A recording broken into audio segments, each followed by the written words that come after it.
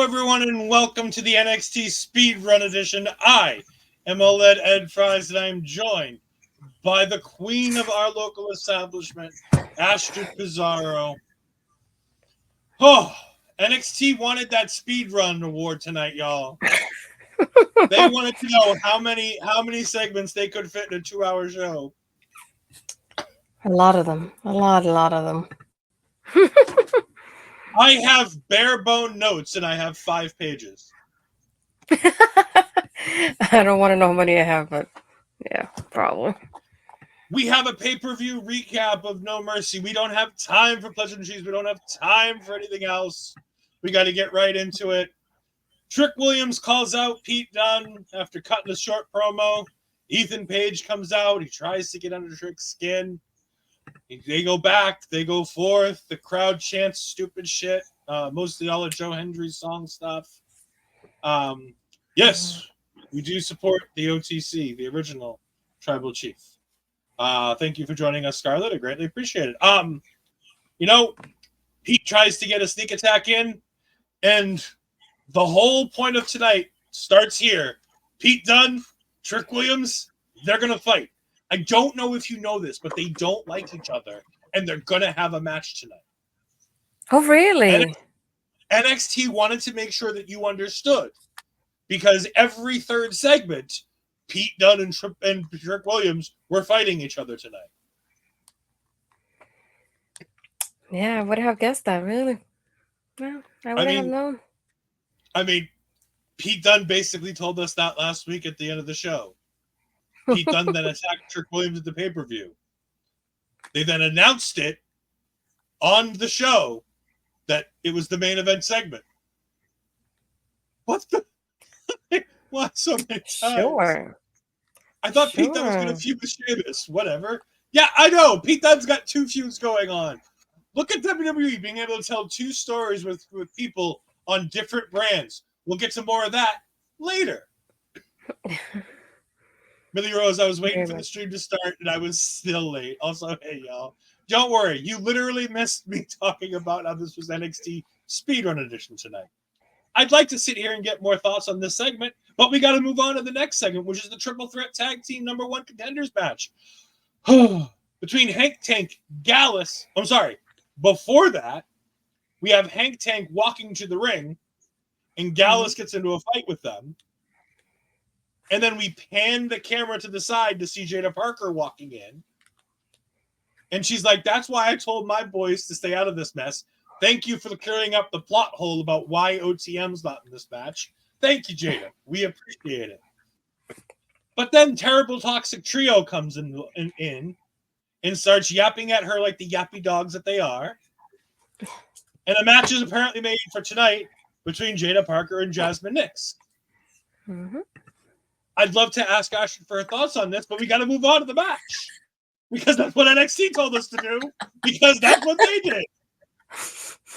No, I'm kidding. Ashton, do you have any thoughts on any of this so far? I was moving my stuff around so I could have my desk clear, and I could hear everything while it was happening. And then I went, sheesh, I feel like that was a lot. And I haven't even been able to do my notes. I was moving stuff around. And then I sent you the message like, all that happened in 10 minutes. And I could hear changes in the voices. I was like, oh, it's going to be one of those episodes. It's on crack tonight. It's on, what the heck was Shawn Michaels cooking? He's like, we're doing everything tonight. Everything. I know exactly what Shawn Michaels was cooking. Meth. That's what he was cooking.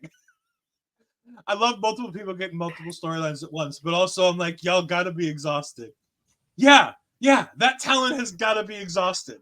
And if they weren't, triple threat match, the Rascalz versus Gallus versus Hank and Tank. This was a good match. This was a pretty all right match. It wasn't up to the typical NXT triple threat standards. It was a bit slow. It was a bit two people, and people kind of stayed out a bit. But considering Hank Tank are in there, they're a little bit less, seasoned than some of the other competitors in this match. Considering the Rascalz, considering Gallus and all of their experience, I thought the match went off without a hitch.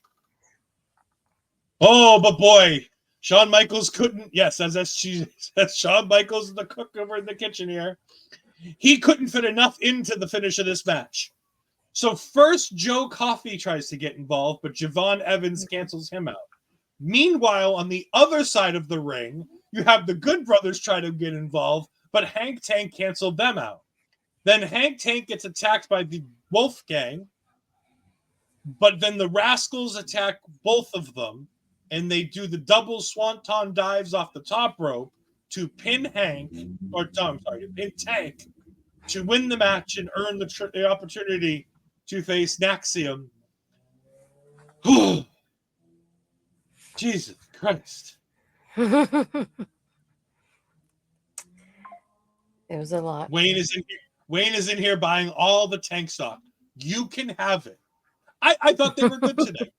They didn't get out of the way. I thought they had a good match. I didn't hate them. But I certainly didn't want them to win. And they didn't. So good. The thing that made me laugh about this, though, when you see the person in the hoodie towards Hank and Tank, at first I thought it was Wesley going towards the Rascalz. So I was like, oh, it's Wesley. And all of a sudden I see Gallus. I was like, never mind, it's not him then. Okay, good to know he's not going to be on this show then if he's not a part of this. But can I tell you, I love Trey Miguel in this match so freaking much. He has such a like different and creative offense. I just loved it so much. At one point, he did like a step up in Zagiri, and holy crap, he looked incredible. It really did. I was so happy that he was in this match. I loved his part. I just didn't want Hank and Tank to win. Sorry, guys. And Gallus are not my favorite. So, of course, it was the Rascalz for me. So I'm glad they won. You're muted. I know Mark Talks Wrestling is very unhappy that Gallus lost. He is their number one fan after all. We do have Scarlett coming in here trying to be a bully, saying, who watches NXT when you have SmackDown and Raw? Most people, because NXT is a superior program to both Raw and SmackDown. Mostly because we don't have to deal with 16,000 Samoans on one show, or we don't have to deal with Drew McIntyre and CM Punk fighting over a friendship bracelet on the other show. So honestly, when you want to watch professional wrestling, you watch NXT. Also, it has the most deep and definitive women's roster in all of professional wrestling, with the exception of Stardom. Got to caveat that with Stardom. Mm-hmm. Because NXT is fire. Preach. By the way, you're entitled to love Raw and SmackDown. I watched them on a fairly regular basis. However, I never miss an episode of NXT. It doesn't have anything to do with having to talk about it every week on a regular basis either. SCG says also, most wrestlers were developed in NXT first. We're getting to a higher percentage of that right now. I think we're still at about 20-30% on the main roster, but we're getting more and more every day. Mm-hmm. I wish we could talk more about all that, but we got to keep going because NXT keeps going because they never slowed down tonight. Just like our next guest, Naxium, talking to Sarah Schreiber, talking about their next opponents, the Rascalz. But we don't want to just talk about them when we can see them. They come in from the other side. They start going back and forth. I believe it was Nathan Frazier who says, what, you think changing partners is going to make a different story in your result here? And he goes, hey, at least I know this partner won't turn on me and we're focused on the same thing. Can you guys say the same thing? And Nathan and Axel would just look at each other like, yeah, we're fine. And then the Rascalz start to walk away. And Frazier goes, who has singles gold, huh? This is going to break me. I can't take this match when it happens. I won't be able to. Next week. We found out it's happening next week. WWE, by the way, if you didn't know it already, based on the cards that we're getting booked for next week is WWE week. Wait till you see what NXT has in store for you. Because, boy, is there a lot on there. Broken Astrid. I'll be broken after that match. I can't wait for Naxium to lose to the Rascalz and then have Axiom turn on Nathan and take off his mask. I think that would completely break Astrid completely, and that's what I'm now hoping for, because that would be fun. We get Lexis King coming out for his match with Oro Mensah. But first, we have a dude. I saw his name later on, but I honestly don't remember that and don't care to go look it up. So, random dude NXT backstage person, because Kelly Kincaid was obviously unavailable tonight. Oh, yeah. So it tries to interview Trick Williams backstage, but not too quick into the interview. Shockingly, Pete Dunne attacks him. Again, if you didn't know it, Pete Dunne and Trick Williams are having a match tonight. Oh, really? We then cut back to the ring where Lexis King wrestles Oro Mensah. But honestly, this match pales in comparison to Lexis King saying, and I quote, now I'm becoming Michael Cole from the Anonymous Raw GM. The Anonymous Raw General Manager Lexis King said, and I quote, your father should have burned to ashes.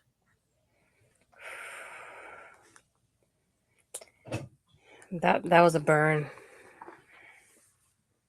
And then, as if it wasn't bad enough, he then committed the worst cheating pin I've ever seen. Like, he got his tiptoes on the bottom rope that he was 2 inches away from. Like, he didn't make it look good. He didn't make it look strong. He put his tiptoes on the edge of the ropes because, God forbid, he might get his beard in trouble. Oh, no. He almost didn't make it. He almost didn't make it. Mel, Mel's here. We're going to put it up later, but because Mel's here. Eddie. 3, 2, 1. Comments. Wait for it. It's coming. Where's the squeeze? She's typing. She's typing. Millie says, wow.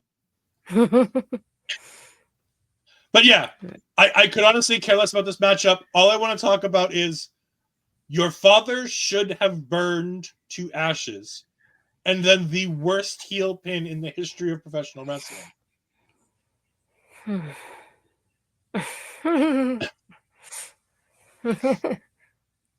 A worser one. Worser. And then there's the queen. It's because she was typing the other message. Yeah. Bye, Eddie. See you later. Ashton, what did you think of this match? This was first tonight that I didn't care for, and then I'm glad it was over just as it started. I didn't mind that happening. Like you said, like that pin was terrible, and I just don't see what the direction is for this because I wish Oro will go back to the Oro that we know when he first debuted, because that's the Oro that I liked, not this silly version of him. And then I feel like the like they don't know what they're doing with them because Noam Dar's not in near sight. So it's like it's one of those things like, but I guess we'll see what happens next. This is one of the few things I'm not looking forward to. Millie Rose, by the way, the wow was at that burn. Yeah, yeah. Ironically, it isn't the most offensive thing that we potentially heard tonight, because we're going to have a discussion later on about potentially more offensive language than that. And the fact that that's up in the air for the most offensive thing said tonight is up there. Millie, laughing.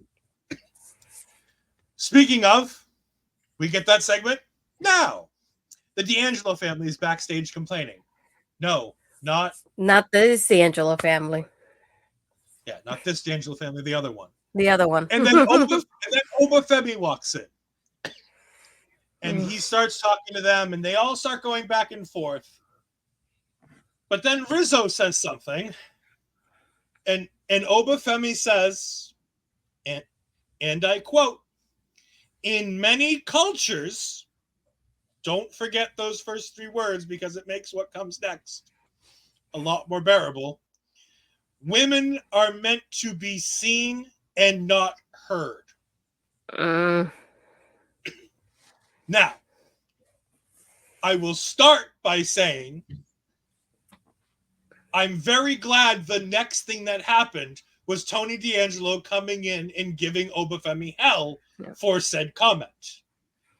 That makes it, one, more bearable to hear because NXT knows it has to be answered. Also, I would like to say that at least Obafemi said in many cultures, probably the one he was raised in especially, probably would have had something like that be the way life would have been done. It's not a good way to look at the world. Yeah, like how he thought it was for us. No, they didn't say offensive things to us. We just heard the offensive things said on NXT. Astrid. Again, with the bit. What? The actual look. I'm talking and covering because Astrid gave me a look. All right, Astrid. I've defended NXT about as much as they can be defended. Your thoughts? I'm just glad that Tony gave good timing on this, that he responded. And he said, in my culture, we talk to women like that, he said you get slapped or something like that. But he responded right away. But I was like, on a show like NXT, who has such a strong female presence, why would you have Femi of all people say something like this? Because Ova, even though he's a heel, he's very much loved by the audience. So why would you put him at this kind of pickle at the same time? I wouldn't have, honestly. I wouldn't have said anything like that. I would have just left the locker room if anything. Just like, I'm not gonna even listen to you because I'm here for Tony. I'm not here for Rizzo, rather than this response. Yeah, it was a puzzling response. Again, I don't think it's anything to freak out over. I think one, in many cultures, puts it as it's a cultural, ideological discussion, which rational people can have and discuss of whether or not it's a good idea, bad idea. Two, the fact that Tony comes right in response to said comment makes it known that NXT understands the level of potential issues that they're treading with the statement. And again, I don't think that that's an appropriate statement.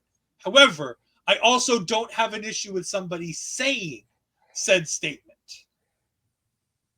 I cannot believe and think that they're wrong while also allowing them to have the ability to say said statement at the same time. And by the way, it's one of the least offensive things that I've heard on wrestling today. Most of which involved Hulk Hogan, which is a whole other bag of words. No, you thought I was talking about the thing that I said we weren't going to talk about. No, we're not talking about that. I was talking about the Hulk Hogan bullshit. I don't know. We're not going to get it. We're going to be here all night. I don't have time for that. I know. I wanted to talk about that, but we can't because they make a match between Stacks and Obafemi, which I'm like, great. That'll be a great match next week. No, it's later tonight. I thought this was interesting though because because of the pay-per-view, we do get the Tony kind of injury situation. So not only did he volunteer Stacks to take on Oba, but it happening tonight, not even later on, next week that he can prepare really for it. But he also gave a look of it's like I put you right in the lion's den kind of situation, and he looked at him like, yeah, so that's happening tonight. Yeah, so it's like that kind of look, and I was, oh, Tony, so what's really happening here? Because I'm just curious now. To volunteer Stacks, and I'm glad Stacks didn't give him a look of why would you put me in here kind of thing. So I was surprised about that end, but I'm glad he stepped up the time. Bobby, I'm glad you're here. We've speed run through about the first 30 minutes of the show so far because NXT decided to speed run. We talked about 7 segments, talked about 2 incredibly potentially offensive comments by NXT talent on television. Not even things that happened behind the scenes on television. The overload has arrived. Yeah. Yes. Bobby late. Yes, Bobby is indeed late. He was visiting Papa Smokes this evening. The Papa Smokes. But Tatum versus Rosemary. Tatum comes out for that match. But first, Gallus is very, very angry while the Candy Crew is walking backstage. And then Red Sinclair, God, this woman. To use a line from Femi, Charlie wishes that Ren Sinclair would be seen and not heard. And he said as much to her face. 5 seconds later, when Ren Sinclair almost gives one member of Gallus an opportunity at the Heritage Cup, to which I don't want to say he tried to kidnap Ren Sinclair, but it looked like he was going to kidnap Ren Sinclair. He grabbed her and covered her mouth and pulled her to as closely to his body as he could to shut her up from offering a Heritage Cup match to Gallus. Yeah. By the way, I love the idea that Charles needs you to quiet down because Miles has sensitive ears. Oh my god, and the reaction from the crowd about that one. The timing was great. It was like you could hear this like little chuckles from the crowd as she said this. I was like, I like the timing that she has with Charles, as she calls him, because I feel like it's going better than I thought it was gonna be, but still not what I hoped for her, to be honest. But the fact that she goes, yeah, I can get you a match. You want your name on that cup? Let's put your name on that cup. Come on, let's go. Might as well say that because that's what's going on here. But it'll keep happening later on. Charlie tells her that she needs to stop, listen to people's reasons why they want a cup match, think about it, and then get back to them. Well, hold on to that thread. We'll get back to you on that. later. Because, of course, Rosemary gets jobbed out again in 5 minutes. Okay, but I would say in her defense, this was better than the other match we had. If I could pick between the both of them, this was a lot better than the Kalani one, because the Kalani one felt like it was quicker, so it almost feels like a squash in a sense, but this one felt better. And I don't know who Tatum's, like, let's say, watching, studying, whoever it is, she's doing great, because I feel like every time she gives us something a little bit different, I'm like, where did that come from? Because I hadn't seen that before from you. So first, I do like the fact that Wendy is accompanying Rosemary here, continuing that story that we have with the spoopy gal so far. And I just love the teaming here.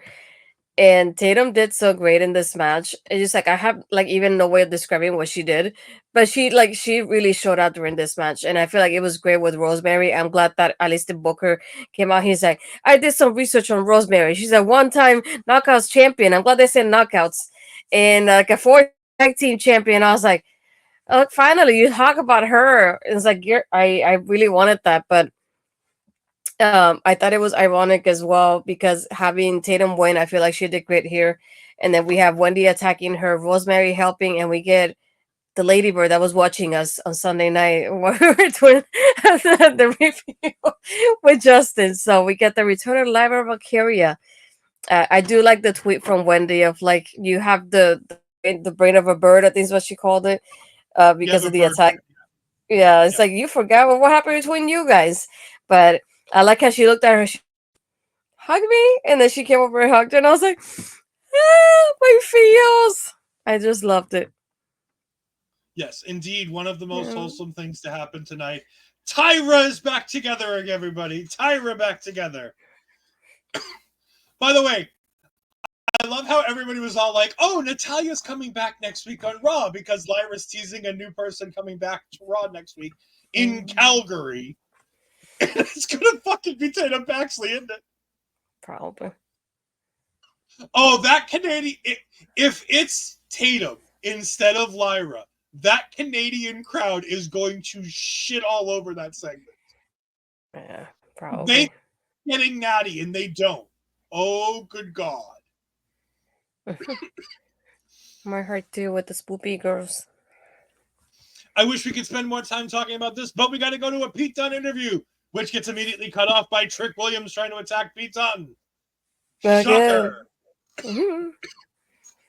But then, when we come back from commercial break, we get Jordynne Grace cutting a social media promo from earlier in the day saying that she's going to make history next week when she defends the TNA Knockouts Championship in an open challenge on NXT as part of WWE Week. By the way, this is Jordynne Grace just coming out and saying, "Hi guys, get used to seeing me because I'm coming here when my contract ends." Mm-hmm. Oh, the other part too, with the Pete Dunne trick part, that they get so close to Ava that Ava says, "Just go to the ring now, not even like bother about the main event. Just go now because you guys can't stop hitting each other." And Ethan goes, "The show's falling apart with is you a general manager?" And I went, "Oh no, I think it's Ava from general because I don't want that to happen really." And the way he teased her, I was like, I don't know if I like this. But I do like the fact of having Jordynne coming in here doing that open challenge. It's like, I love this partnership so far, what's happening. And I like how they're finding ways of making history somehow. And this is one of the few times that you can say this hasn't happened before. So this is something that's going to be pretty nice to see. Um, I think I might know who it could be. I not could be, but it's somebody that I hope it could be, to put it like that. And if it is, I'll be really happy. But again, I love the possibilities here with the challenge, especially when it's live and it's not on TNA that's pre-recorded. So obviously, there's no spoilers ahead of it, at least. So I'm excited. I mean, the first choice everybody has is Natalya, right? No. Natalya versus Jordynne Grace is the obvious option to go there. No. Well, you're wrong. That's the match that we need to see. So we Tell should me just I'm wrong. Tell me I'm wrong. There you go. And I mean, folks, where's the lie? No. By the way, this all happened in the first hour of the show. Yep. We are now at the 9 o'clock hour. So everything we've talked about happened in the first hour of the show. Yep. Absolute fucking chaos. I feel like they'll tease Tatum, but they need to make sure it's Natalya, or else that babyface team is going to get shit on hardcore in Canada.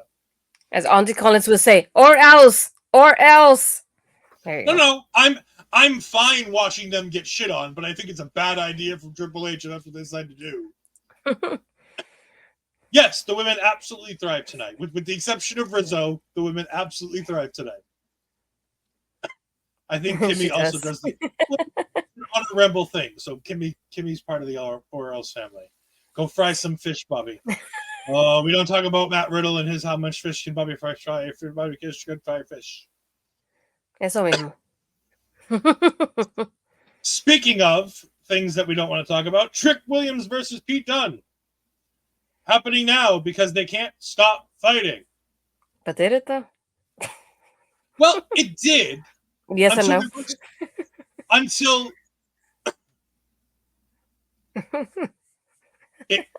Hold on. Excuse me? Excuse me, sir. Fried fish is one of the best things in the world. It is so many light years above Eggs Benedict. And why are we having this discussion on taking over? This is an honor ramble discussion. How dare you, Bobby? How dare you? If you keep up comments like that, I'm going to take away your Thursday shows, young man. Now talk about NXT because it's so much more entertaining. No. I'm sorry. I'm a Southerner.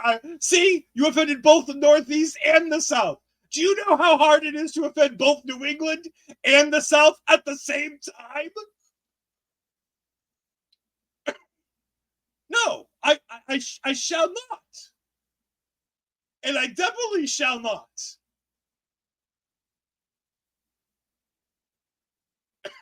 No. Chips aren't even chips. They're French fries. The English don't understand anything about food. I'm sorry, fish and chips are terrible too. There's no seasoning in there. No, I'm out. And Millie's like, even she hates catfish, and she still understands how much fried fish is good. What it has. Now I know how Auntie Collins feels with all these awful people going into her chat and telling her terrible things about food. I will beat you all right now. Nobody can win over the Spanish food. We have flavor, okay? A lot of people don't, so. And unfortunately, Astrid's been muted. I apologize. Astrid's been muted. I think Spanish food is fine. I mean, it's not the best food in the world. It needs help, but it's definitely not the best food in the world. No. Fried fish has all the flavor you want to put in it. When you spice the batter and you put the beer in the batter and you get everything all nice and neat and you do it. Oh, look, Ed's mic got muted. Let's go ahead and continue on with the show. So we ended up having... There we go.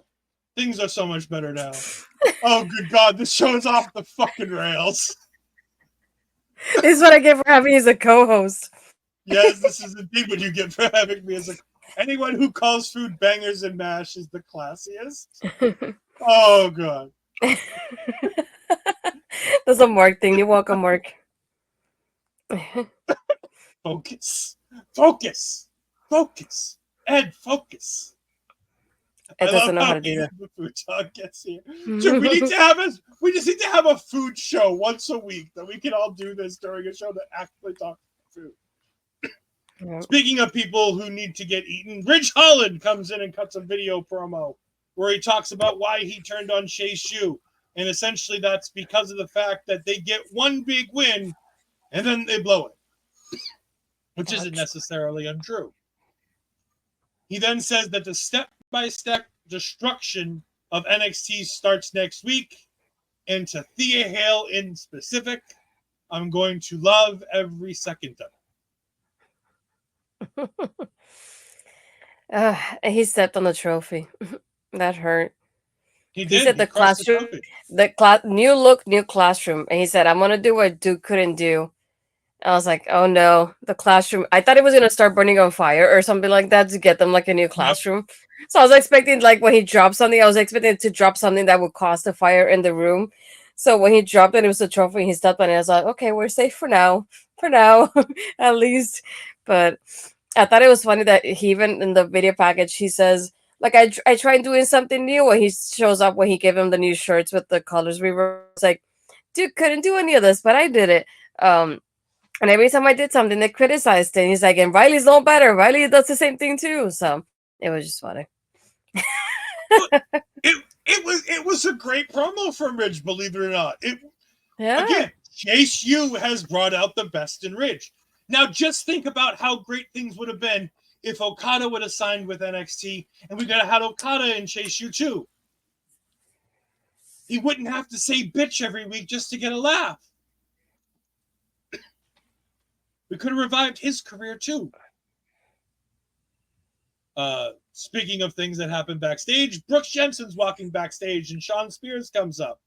And he says, I want to tell you something that, a lot of people probably haven't told you in a long time. Thank you. And on top of that, everybody thinks that I'm here saving you. No, Sean, nobody thinks that you're saving Brooks Jensen. But you're the one who's potentially saving me. And I go, no. This is manipulation. And it's at this point that I know that, what's his name?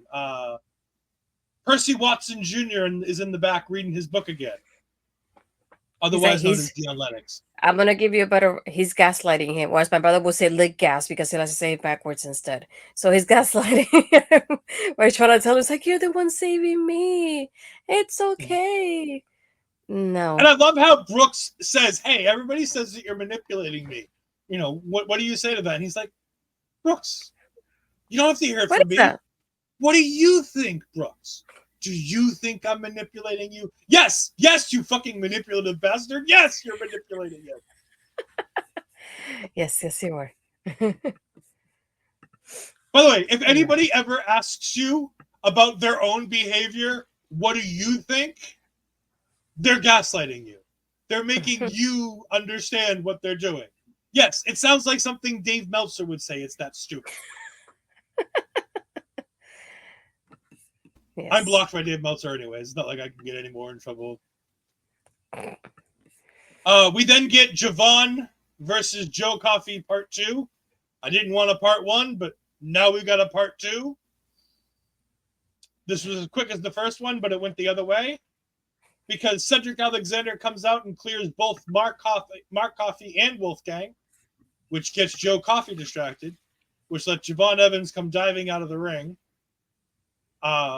which then Javon throws him back in the ring and does his big little shiny spinny top rope thingy bobber to get the win. Yeah, this is a match, and it happened, and I could care less for it because I don't like Gallus. So, Next, we get Lyra and Tatum backstage, and Lyra says, "I just couldn't keep my eyes off of you." And then, the quote of the show, "Let's show these weird girls how weird you can really be." And then a hug. My feels. And then my a hug. feels during this part. This may have been one of the best things on the show. It was. Then comes one of the most confusing things on the whole show. Femi versus Stacks. But before we get to that, we do have a comment from Millie Rose saying, "Hug me, Tatum." Tatum got to wrestle someone who matches her freak, rescued by Lyra, held by Lyra, hugged twice by Lyra. So basically, she's living her best life tonight. Yeah, Javi Bernal is going to be a very, very happy man at the end of tonight. I'm telling you. When Tatum gets home, Javier's going to have a good night. Femi versus Stacks. The squash match of all squash matches. This felt like I was watching Ring of Honor.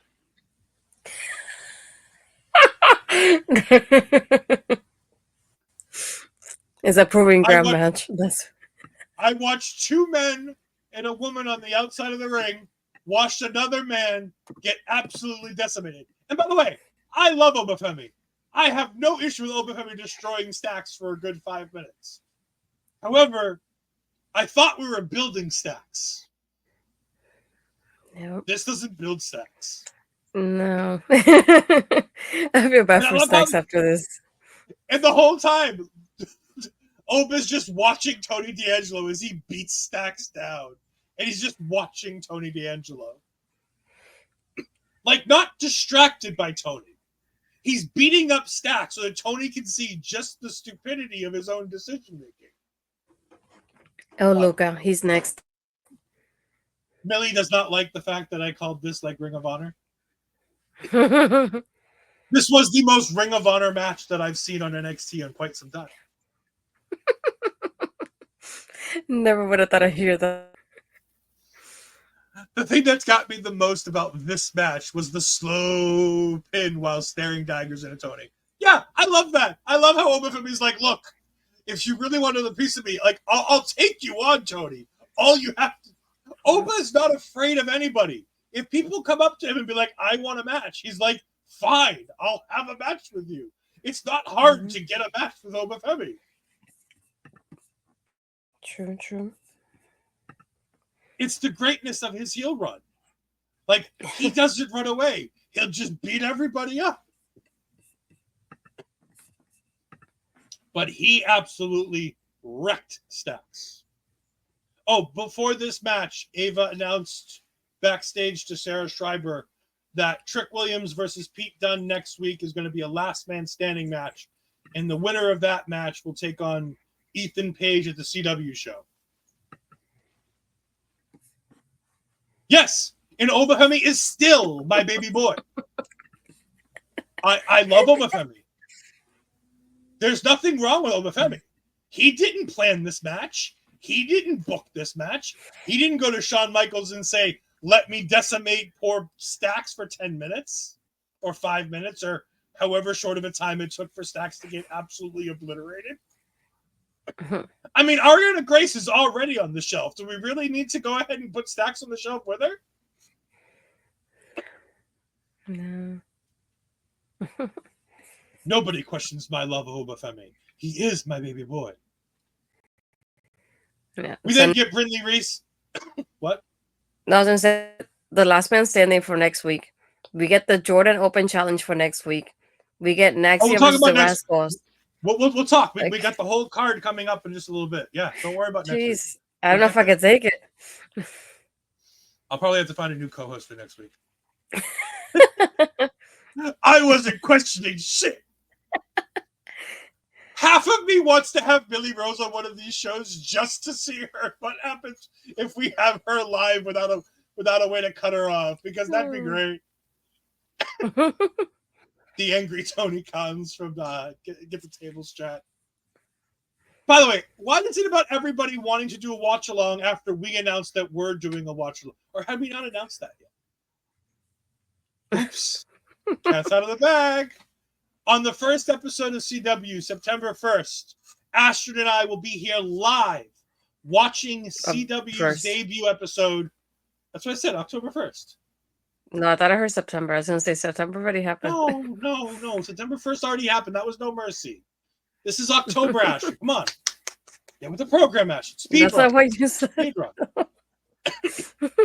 Anyways, on October 1st, me and Astrid are going to be here. We've got to get a couple things out for a couple feelers for some special guests, but we are going to be having a live show. I did not say September. People gotta listen to the words that come out of my mouth. Yes, we'll probably get 3 hours. I mean, I don't know if we're going to get 3 hours of it. The show's only 2 hours long, but we'll see. By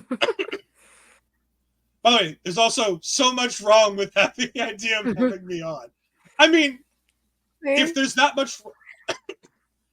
I know. I'm going to go back to Obafemi. Obafemi, he's not always wrong. Sometimes he says some stupid stuff, but he might not always be wrong. Yes! You don't speak it! You speak French Canadian! I heard that in my voice, in my mind. Oh my god. Anyways. STG, wait, on. STG. I gotta clarify. I got a live feed inside of the show, so 2 hours for the recap. No, it doesn't happen. It's okay. October 1st, we're gonna be doing a live watch along for the first episode in the CW. We might do one for the second show, depending what's on the card coming out of the first show.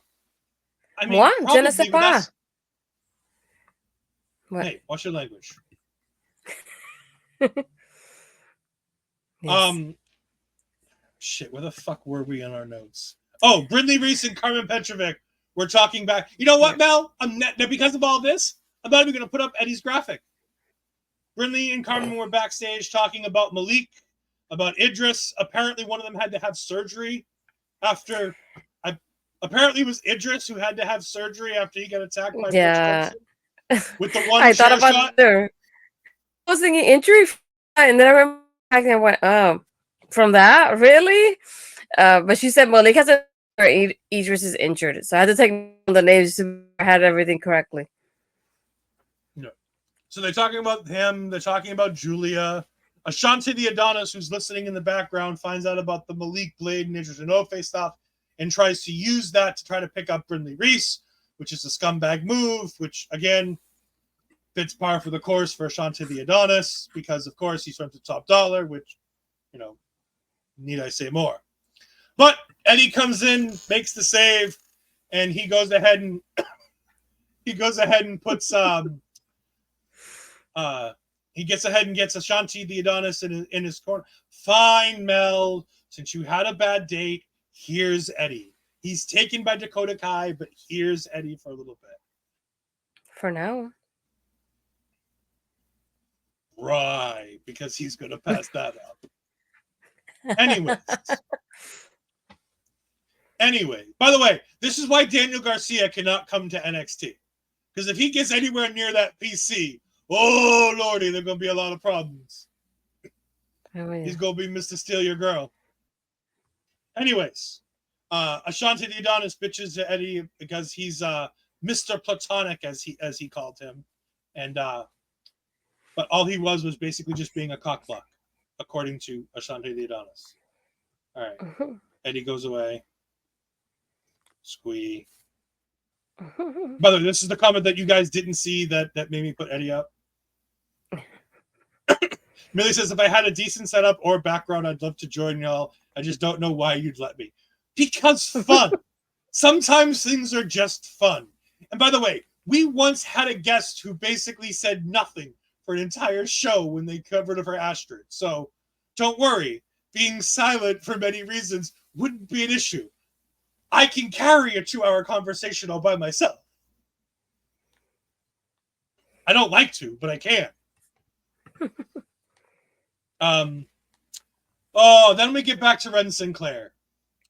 The woman that Charles wishes would be seen and not heard, because she talks to Javon Evans. And she asks him, Javon, why do you feel like you deserve a shot at the Heritage Cup?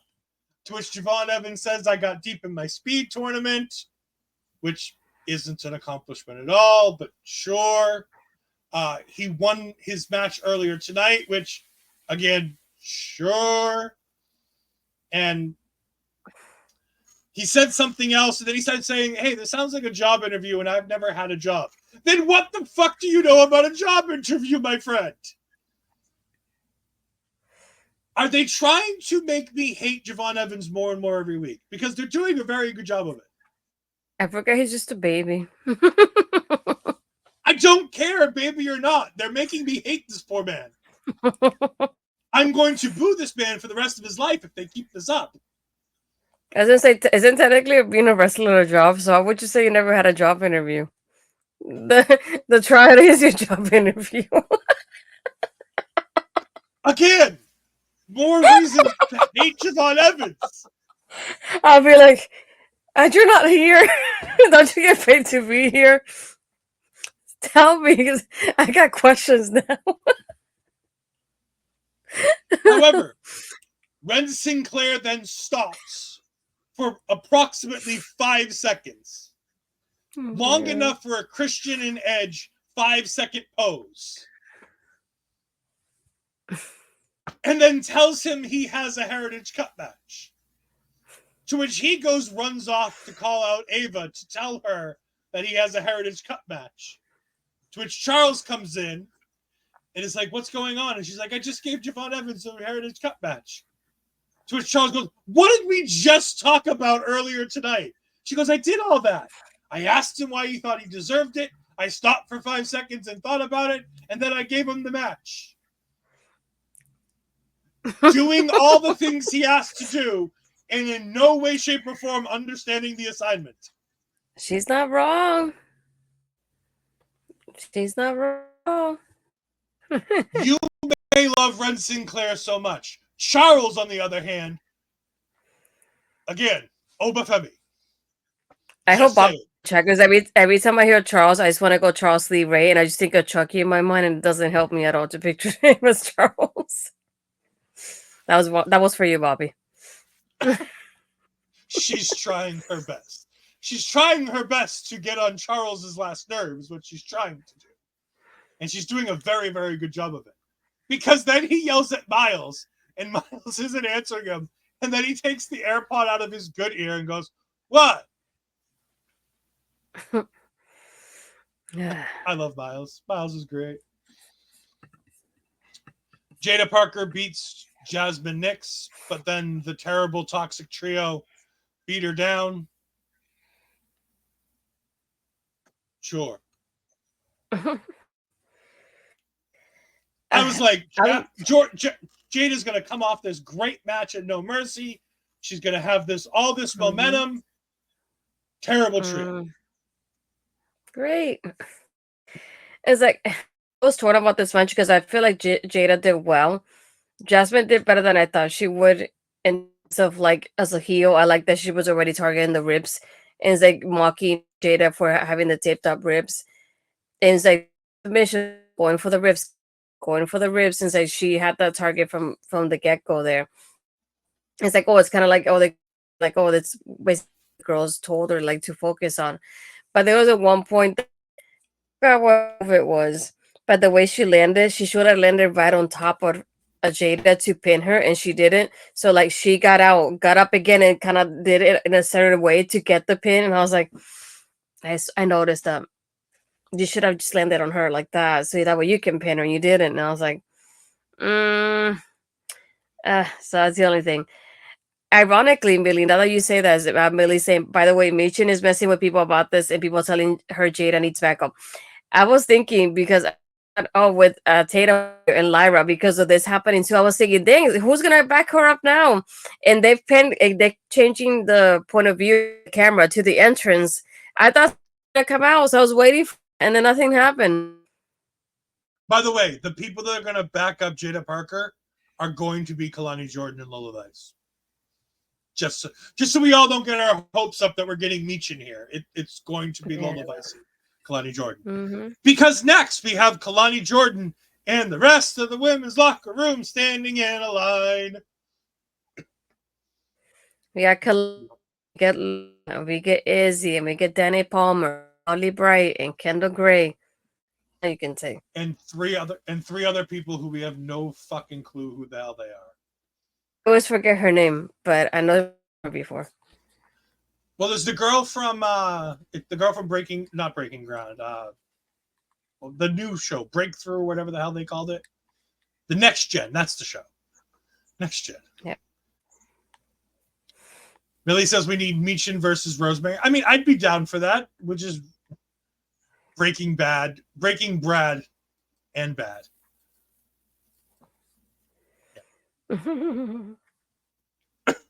Yeah, they're all talking about Giulia, and then the terrible toxic trio comes in and starts mouthing off to Kalani and Lola Vice, and yep, it's gonna be Jaida and Kalani and Lola versus the terrible trio. I can't believe we missed. What did Jacy say? I don't fucking know. I didn't care. I wasn't listening. It was Jacy Jayne talking. I'll give you something she said. Because we've been talking about it. I know at one point she walked in and she was like, oh my God, is the new girl here? And I didn't know it was Jacy Jayne, and I got excited, and I thought it was Ariana Grace.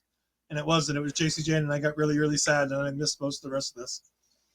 This is only for you, because I know you've been wanting to talk about it. She said, Fatal influence as aura. We have all the aura you need. There you go. They're talking about aura finally. I'm done talking. I'm done talking about the aura. I don't care what it means anymore. I was supposed to mention it on the post show for No Mercy, but then we were live in front of like 30 people, and I felt insecure, so I didn't do it. And then I was going to do it tonight, and then NXT decided to throw 6,000 segments in this show, and we're doing the same thing NXT did, and we've almost speedrun this bitch as we're 55 minutes into the show with 5 minutes of intros, and we're on the last 2 segments of the damn show. Hey, don't be intro though. Come on, people. Tell him the intros are great. He's my intros that I made. There are 3 minutes of intros. YouTube people Between are two not of going them. to sit through. Yes, but 3 people aren't going to sit through 3 minutes of intros. There's a reason why it's on YouTube Live. You can skip the 5-minute intro and keep going with it. Oh my God! Not during a premiere. Not during a premiere. You got to sit through the whole thing during a premiere. Anyways, then just wait 5 minutes after. Next week on WWE Week on NXT. Hold on. I'd approve of the intros if Ed's allowed his like list to be on. Well, I put his likes in on them because he wasn't approving it. She did. By the way, she also put one of the photos that I did message her and go, what the fuck did you use that clip from Ella's show for?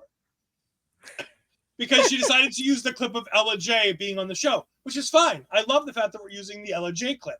We didn't have to use the one of my fat ass in the car where I'm like wide shot so you can see all of my fat ass. Like, we didn't need that version of the clip. There's an entire post show to use, and you use that 1 second of the clip where I'm on the show.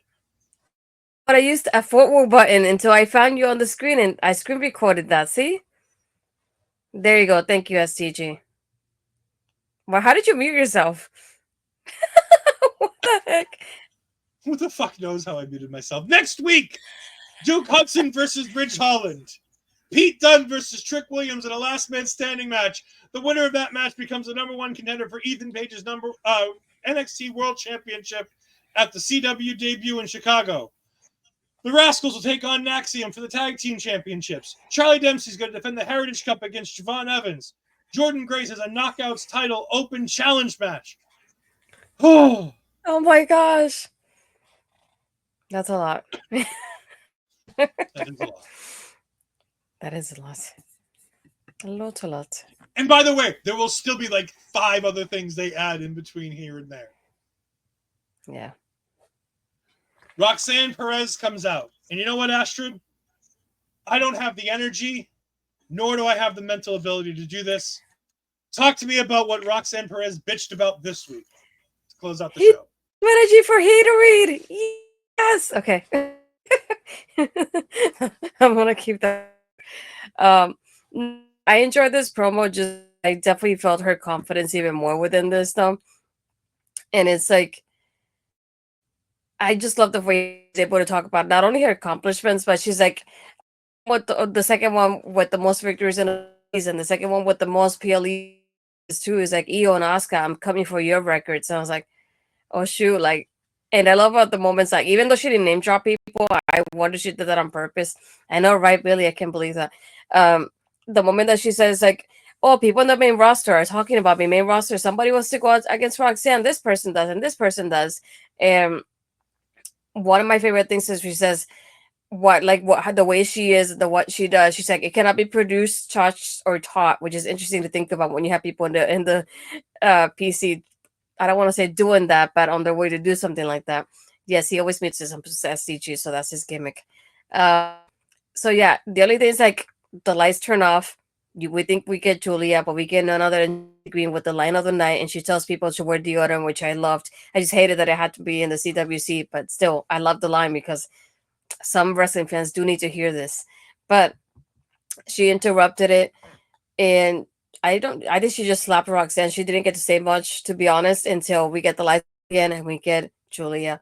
And that woman, like I said, she is definition of aura.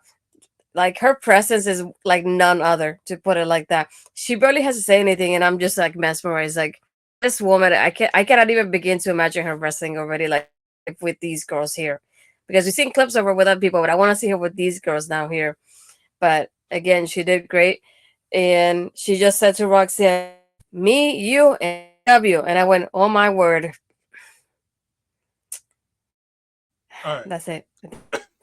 She did mention Asuka and Io Sky by name when she talked about the 2 records that she's about to break, which I don't think she's actually going to break. I don't think she's going to get another PLE appearance or win.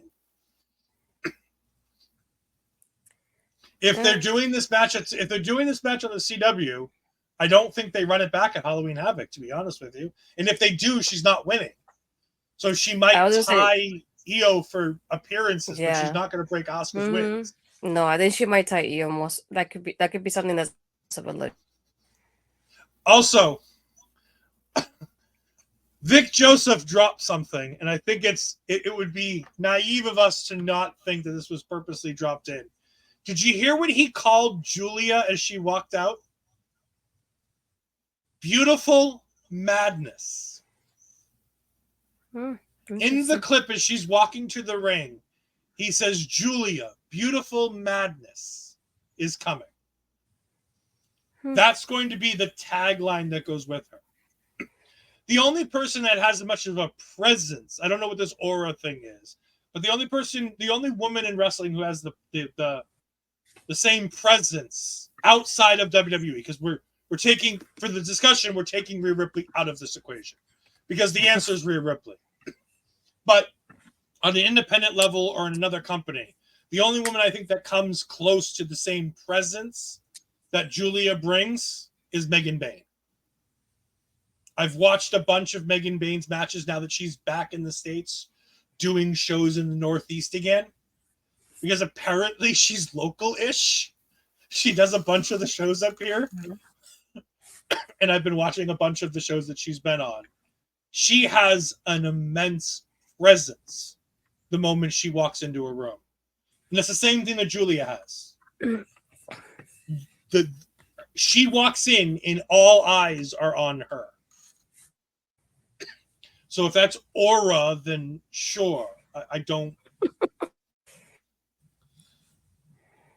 I heard Lexis King on Twitter today said that he has the Rizma. And I'm like, no, I thought it was just Riz. I don't think there's the Ma attached. I don't know what's going on here.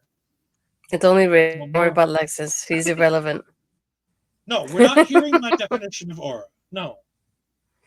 So, I don't know who Lena Cross is.